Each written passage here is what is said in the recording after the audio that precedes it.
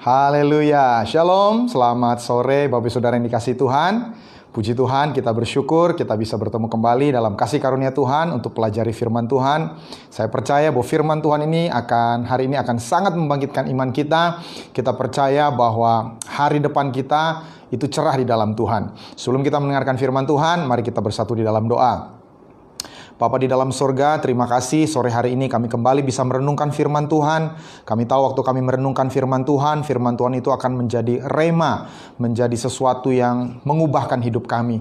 Itu sebabnya Roh Kudus, kami mohon tuntunan Tuhan supaya waktu kami mendengarkan firman Tuhan ini, kami tahu apa yang harus kami lakukan dalam hidup kami. Urapi hamba-Mu dan kami semua yang mendengar Tuhan di dalam nama Tuhan Yesus. Haleluya. Amin. Bapak Saudara, hari ini saya ingin menyampaikan firman Tuhan dari Pengkhotbah 7 ayat yang ke-10. Pengkhotbah 7 ayat ke-10 berkata, "Janganlah mengatakan mengapa zaman dulu lebih baik daripada zaman sekarang, karena bukannya berdasarkan hikmat engkau menanyakan hal itu." Jadi ayat ini ditulis oleh Raja Salomo. Raja Salomo pernah mendengar ada orang berkata zaman dulu itu lebih enak karena mungkin harga-harga lebih murah dan sebagainya. Tapi Alkitab berkata, Salomo berkata, ini pertanyaan yang tidak baik. Ini bukan berdasarkan hikmat. Memang dunia sekarang sedang mengalami masa sukar. Mungkin sebagian kita juga sedang mengalami masa sukar secara pribadi. Tetapi dengan mengungkapkan, oh zaman dulu itu lebih baik daripada zaman sekarang, itu tidak akan menolong kita. Kenapa? Karena itu tidak akan mengubah keadaan. Memang mungkin keadaan lagi sukar, memang keadaan mungkin lagi buruk, mungkin kondisi tidak sedang baik. Tetapi daripada kita berkata, oh zaman dulu itu lebih baik daripada zaman sekarang, daripada kita membanding-bandingkan zaman dulu dengan zaman sekarang, lebih baik kita memfokuskan energi kita, kreativitas kita, fokus kita kepada apa yang ada di depan kita. Itu sebabnya hari ini saya ingin menyampaikan firman Tuhan dengan judul Hari Esok yang Lebih Baik. Bagaimana kita bisa memiliki hari esok yang lebih baik bersama Tuhan. Nah Bapak Saudara, kami minta kerjasamanya kalau ada yang diberkati lewat pemberitaan firman Tuhan ini, bisa like, bisa share, dan juga nanti waktu kami upload di YouTube bisa subscribe, dan juga nyalakan belnya supaya dapatkan notification, sehingga firman Tuhan ini bisa menjadi berkat bagi lebih banyak orang. Nah ada 3 alasan kenapa ada sangat berbahaya waktu kita membandingkan masa lalu dengan masa kini. Yang pertama, itu bisa membunuh semangat hidup kita. Itu bisa membunuh semangat hidup kita. Sebab waktu kita merasa bahwa sekarang ini lebih buruk dari yang lalu, kita akan pesimis untuk melangkah ke depan. Kita akan merasa, oh bahwa saya ini gagal, saya tidak akan bisa bangkit. Kehidupan saya akan makin lama makin menurun. Dan apa yang terjadi, memang kehidupan kita akan semakin memburuk. Sebaliknya, firman Tuhan itu berkata, Amsal 18 ayat 14, orang yang bersemangat dapat menanggung penderitaannya. Tetapi siapakah yang akan memulihkan semangat yang patah? Jadi Alkitab berkata seberat apapun penderitaan kita, kalau kita bersemangat, kita tidak akan kalah dengan penderitaan kita. Dan Tuhan itu berjanji untuk memberikan jalan keluar setiap kali kita menghadapi satu permasalahan, asal kita datang kepada Dia. Satu kali di tahun 1818, ini ada satu kisah nyata. Ada seorang anak bernama Louis yang bekerja bersama ayahnya di bengkel ayahnya. Ayahnya adalah seorang pembuat pelana kuda, karena waktu itu kuda adalah transportasi yang umum dipakai pada zaman itu. Lalu kemudian Louis berkata, "Ayah, suatu hari nanti aku akan jadi seperti ayah, menjadi seorang pembuat pelana kuda yang handal." Lalu ayahnya berkata, "Kenapa engkau tidak mulai coba dari sekarang saja?" Wah, Louis begitu bersemangat, lalu dia mengambil sehelai kulit, lalu kemudian dia mulai mengikuti pola yang dibuat oleh ayahnya. Tapi apa yang terjadi waktu dia mengambil palu, rupanya mata palu itu lepas dan kena ke matanya. Apa yang terjadi? Sebelah matanya menjadi buta. Dan tidak lama kemudian, mata yang satu juga ikut menjadi buta. Tapi beberapa tahun yang kemudian, Louis sedang duduk di taman, ketika seorang temannya memberikan dia satu buah cemara. Bapak Saudara tahu buah cemara itu ada geriginya. Dan waktu dia pegang, dia dapat ide. Dia mau membuat huruf-huruf timbul untuk orang tunanetra. Dan sejak tahun itu, Louis Braille menemukan huruf Braille yang akhirnya memberkati seluruh dunia, terutama orang yang tunanetra. Nah, apa pesan moral di sini? Kalau kita selalu membandingkan diri dengan apa yang terjadi di masa lalu lebih baik, maka kita tidak akan berpikir untuk memiliki hidup yang lebih baik di masa yang akan datang. Dan Alkitab mengajarkan kita untuk tetap bersemangat. Itu sebabnya Kalau selama ini kita masih berpikir zaman dulu itu lebih enak dari zaman sekarang, mari kita lupakan hal itu. Mari kita fokuskan diri kepada apa yang di hadapan kita. Lalu yang kedua, orang yang membanding-bandingkan diri dengan masa lalu itu akan padam kreativitasnya. Itu akan memadamkan kreativitas yang kita miliki. Sebab kita akan selalu berfokus bernostalgia dengan enaknya masa lalu dan lupa berpikir untuk mengembangkan apa yang ada di depan kita saat ini. Seseorang pernah berkata bahwa sejarah itu baik untuk dipelajari. Ada pelajaran yang perlu kita petik dari sejarah untuk bisa kita terapkan di masa yang sekarang dan yang akan datang. Tetapi bukan untuk dipakai membanding-bandingkan masa lampau dengan masa sekarang, lalu menyesali kenapa segala sesuatu itu bertambah makin buruk. Rasul Paulus berkata dalam Filipi 3:13, "Saudara-saudara, aku sendiri tidak menganggap bahwa aku telah menangkapnya, tetapi ini yang kulakukan. Aku melupakan apa yang telah di belakangku dan mengarahkan diri kepada apa yang di hadapanku." Jadi apapun yang terjadi di masa lalu itu tidak perlu diingat-ingat lagi. Mungkin itu sesuatu yang buruk atau itu sesuatu yang baik, tidak perlu kita ingat-ingat lagi. Yang perlu kita lakukan adalah mengarahkan diri kepada apa yang di hadapan kita. Dan saya percaya kita semua punya kesempatan untuk menjadi kreatif. Ada orang yang berpikir, saya ini gak kreatif. Saya bukan seperti teman saya yang jago melukis atau yang jago menulis lagu. Saya ini bukan orang yang kreatif. Itu pemikiran yang salah. Kenapa? Ada sebuah survei yang menunjukkan Bapak Ibu Saudara bahwa ternyata semua orang pada awalnya adalah kreatif. Ada satu survei untuk menemukan tingkat kreativitas di tiap golongan usia. Dan ditemukan ternyata di orang-orang usia 40 tahunan ada 2% orang-orang yang kreatif. 98% usia 40-an tidak kreatif. Lalu mereka uji kreativitas orang-orang usia 35 tahun. Ditemukan ternyata 2% orang-orang berusia 35 tahun memiliki kreativitas yang tinggi.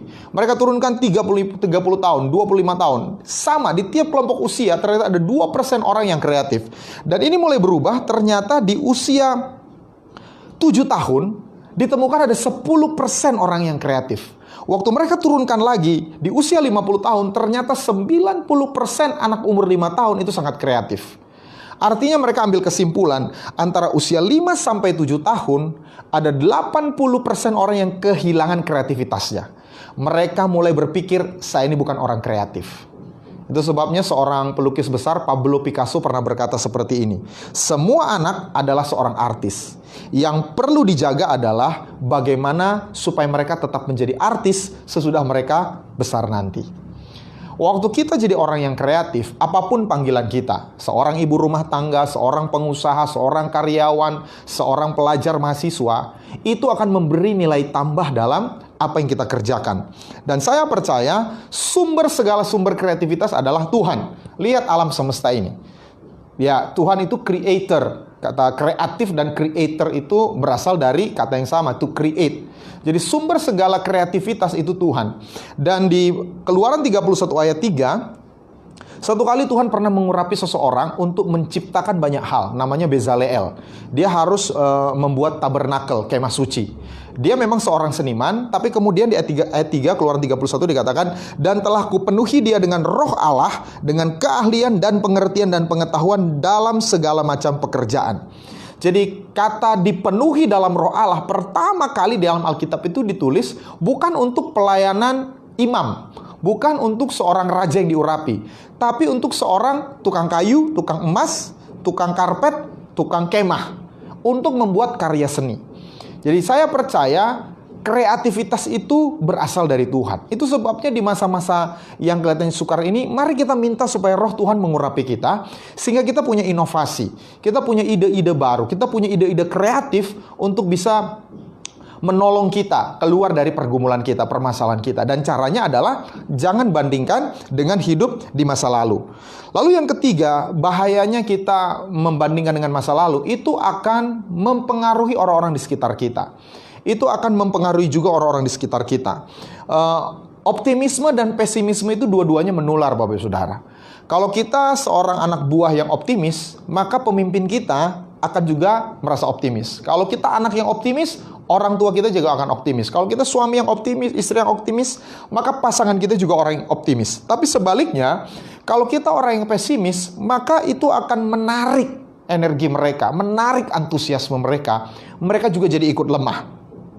Ini satu cerita nyata di tahun 1920-an. Ada seorang bapak yang merintis usaha membuat hotdog. Ini makanan di Amerika, di sebuah kota di Amerika. Dan bapak ini sangat hebat dalam membuat hotdog. Dan singkat cerita, usahanya mulai berkembang. Dari satu gerobak, dia kerja sendiri. Kemudian dia bisa menyewa seorang asisten, mempekerjakan seorang asisten. Lama-lama gerobaknya berkembang menjadi sebuah toko. Dan makin lama makin laris, akhirnya dia membuka franchise di seluruh penjuru kota. Dan dari usaha hotdognya ini, dia berhasil menyekolahkan anaknya ke perguruan tinggi sampai lulus MBA, Master of Business Administration. Dan sesudah lulus MBA, anaknya ini pulang kampung untuk membantu usaha ayahnya. Ternyata waktu dia pulang bertepatan dengan resesi ekonomi tahun 1930-an. Dan waktu anaknya ini tiba di kampung, anaknya ini mulai berkata kepada ayahnya, kayaknya kita harus mulai mengurangi produksi. Padahal waktu itu usaha baik-baik saja. Karena ayahnya ini tidak pernah baca koran, ayahnya ini buta huruf, ayahnya ini tidak pernah dengar radio, ayahnya ini tidak pernah sekolah tinggi. Dia nggak mengerti namanya resesi ekonomi. Jadi dia tetap membuat hotdog seperti biasanya. Dan usahanya berjalan lancar. Tapi karena si anak ini orang pintar, berilmu, ayah ini percaya, oh anak cerita nanti kalau lakukan seperti ini bisa terjadi seperti ini. Dan ayahnya mulai takut dan dituruti. Apa yang terjadi, lama-kelamaan produksinya berkurang, akhirnya bangkrut. Kenapa? Karena anaknya mengajari pesimisme kepada ayahnya. Nah, apa yang saya mau katakan di sini? Mari kita pilih untuk menjadi orang yang optimis. Mungkin faktanya, kenyataannya, memang kondisi sekarang lebih buruk daripada yang lalu. Tapi mari kita fokuskan energi kita untuk kreatif, untuk membangkitkan semangat orang lain bahwa hari esok itu bisa lebih baik. Dan bagaimana caranya? Di ayat 10b dikatakan, karena bukannya berdasarkan hikmat engkau menanyakan hal itu. Jadi Salomo berkata, orang yang berkata bahwa masa kini lebih buruk dari masa lalu, itu tidak berdasarkan hikmat. Artinya, orang-orang yang punya hikmat, dia tidak akan banding-bandingkan. Karena mereka tahu bahwa segala sesuatu itu bisa berubah kalau pakai hikmat Tuhan.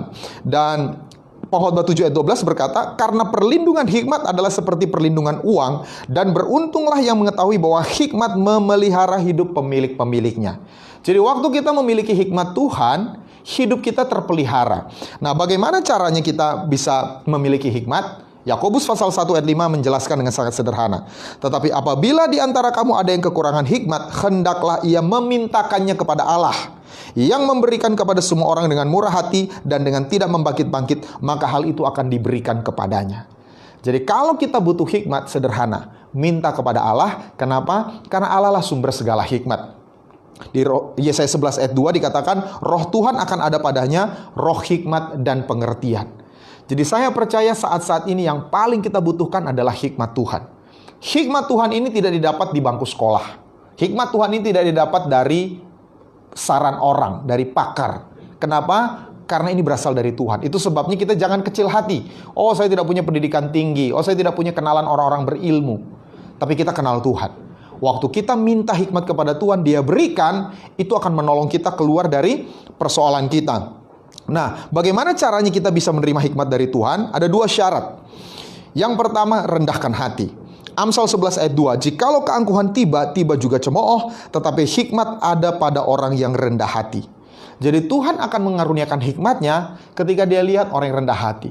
Dan rendah hati ini tidak bisa dipaksakan, bahkan oleh Tuhan sendiri. Alkitab berkata, kita yang harus merendahkan hati kita. Kita yang harus mengambil keputusan untuk merendahkan hati kita. Ketika orang lain menyinggung kita, gimana reaksi kita? Apakah kita tersinggung, kita marah, kita mau membalas? Lu nggak tahu siapa gue. Emangnya cuma kamu yang bisa seperti itu? Atau kita berkata, Tuhan, pembalasan itu bukan hakku. Pembalasan itu hakmu. Aku belajar untuk mengalah.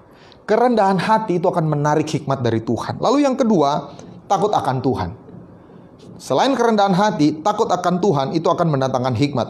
Ayub 28 ayat 28, tetapi kepada manusia ia berfirman, sesungguhnya takut akan Tuhan itulah hikmat, dan menjauhi kejahatan itulah akal budi. Jadi Alkitab berkata, waktu kita takut akan Tuhan, kita akan mengambil keputusan sesuai dengan hikmat Tuhan. Ada banyak cara untuk mengambil keputusan, dengan pertimbangan logika, saran orang lain, pelajari informasi, data, dan sebagainya. Itu tidak salah. Tapi pada akhirnya sebelum ambil keputusan, kita harus menguji apakah ini sesuai kehendak Tuhan atau tidak. Kalau kita takut akan Tuhan, kita akan ambil keputusan sesuai dengan maunya Tuhan. Dan saya percaya orang-orang yang akan berhasil bertahan melewati masa sukar adalah orang-orang yang bisa hear and obey. Bisa mendengar suara Tuhan dan berani menaatinya.